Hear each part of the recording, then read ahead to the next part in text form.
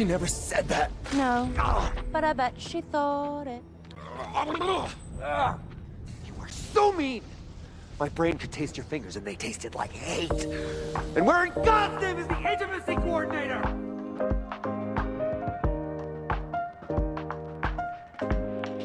Performance has come a long way. We've gone from daytime performances in community courtyards to some of the most elaborate and expensive productions ever. Part of the evolution of our craft was the introduction of intimacy coordination and direction within the film and theatre industries.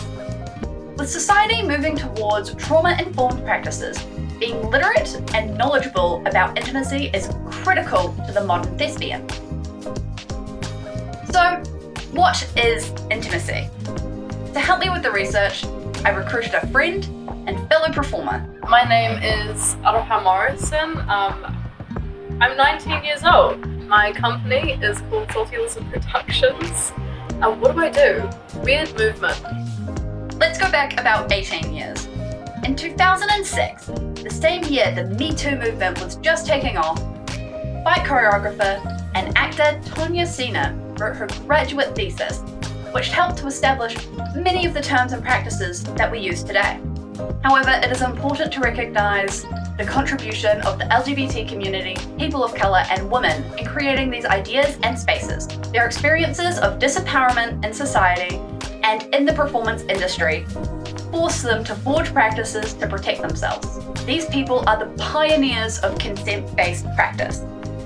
In the following decade, more writings were published, and it became glaringly obvious that the industry needed to change. As an actor, you're sort of like, oh, I gotta do what the director tells me or what the choreographer tells me, and you can't say no because then they'll fire me and then, oh my gosh, I'm not gonna have any money or whatever.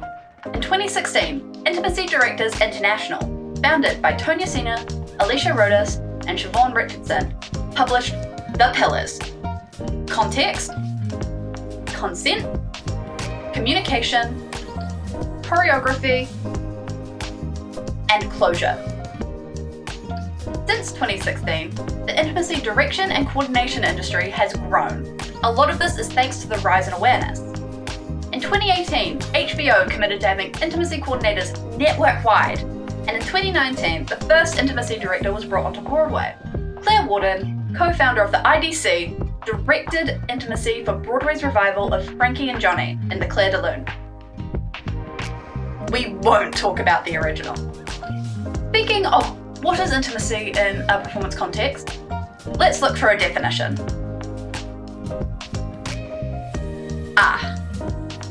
So, intimacy is a subjective term. There could be something you think is really simple, it's not big and it's easy to do, and another person might be like, actually that's too much for me. In her PhD dissertation, Dr. Jessica Steinrock, CEO of the IDC, says that intimacy is at the heart of the human experience, and the dynamic portrayal of its multitudes of forms continues to captivate audiences. Whether it's familial intimacy, romantic intimacy, violent intimacy, or any other category, it is often at the core of the stories we've chosen to reenact. As I've established, the industry prior to these practices continued to perpetrate harm and just remove true consent from the process. Theatre intimacy education was created so artists do not have to suffer in silence. I think it's one of the biggest things about having a sustainable career that doesn't also ultimately impact you emotionally and leave traumatic scars. By keeping people safe in performance spaces, intimacy practices help actors develop their characters. From my experience, having these procedures in place made me way more comfortable to actually do physical intimacy that I wouldn't have been okay with otherwise. Those in the theatre space have most likely heard of Konstantin Stanislavsky. He's everywhere.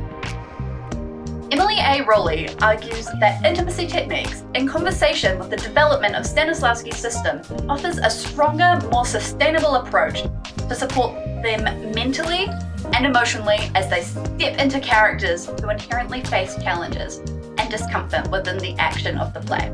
Alexis Black and Tina Newhauser also wrote about this idea, stating the use of intimacy techniques such as self-care cues and clear boundary establishment serve to support, complement, and deepen aspects of Stanislavsky's ideas. Simply having that space and having someone hold that space for you to say, you can say no, and that will be taken, and we won't do it, and we'll change it. So yeah, I think these practices actually help you to give a more well-rounded performance.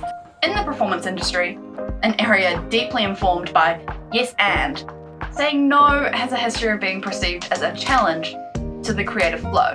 Survival responses work to counter the relaxation that Stanislavsky recognized as important to authentic performance and the concentration needed by an actor to perform and fully create character.